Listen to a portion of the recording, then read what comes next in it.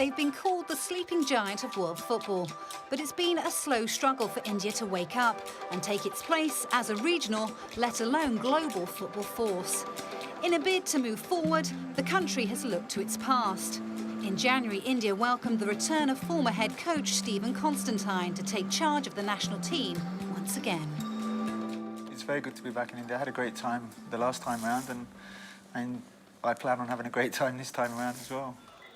Englishman Constantine is back in India after 10 years on the road. During that time, he's managed national teams in Malawi, Sudan, and most recently, Rwanda. It's a colourful coaching CV, and he's noticed some changes in that time. The playing surfaces are much improved.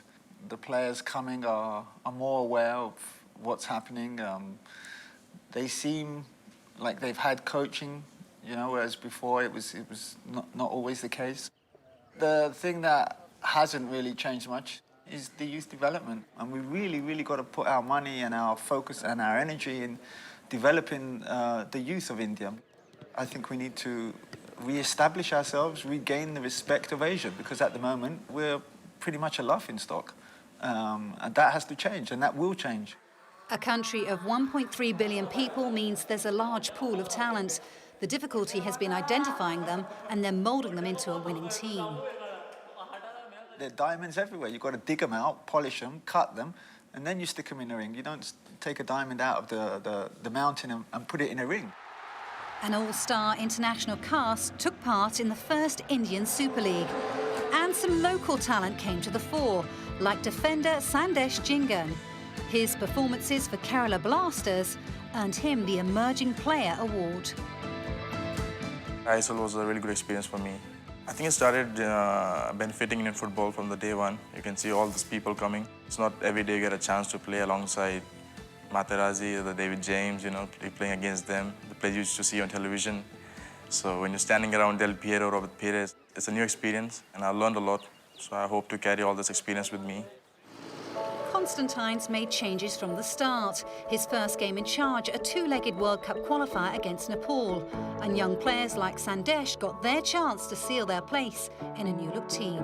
As a player, the first thing is to regularly play for a country. So for my personal ambition is, I want to be the most capped player of Indian team. I want to captain the national team for the maximum times. My first priority is, of course, I want to move abroad, because I think it's the right age to go. You know, I can learn football and be a better player and help my country as well. Lofty but not altogether unrealistic ambitions. Sandesh has already attracted interest from overseas. But the immediate aim for the Punjabi defender is to further his country's World Cup hopes. India have yet to compete in the FIFA World Cup finals. But with plans to increase the number of finalists, there's cause for optimism. I think it's very important to try and get there. Every nation in the world wants to go to a World Cup. The fact that they're making it 40 now, I think is a good thing.